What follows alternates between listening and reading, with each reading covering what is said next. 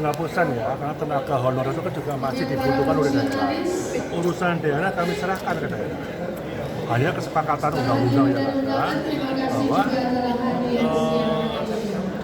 tenaga pusat itu hanya ada ASN dan P3K ke depan. Itu masih kita beri tenggang waktu 3 tahunan. Itu aja. Sekarang kan saya menyelesaikan yang sekarang kan belum beres semua nih. Tenaga honor yang ada ini akan kami coba selesaikan. Itu Pak menghemat anggaran berapa? Kita tidak bicara anggaran aja lah. Pak, soal pengangkatan PNS dan P3K yang diusulkan Deret itu kan selama ini tidak sesuai dengan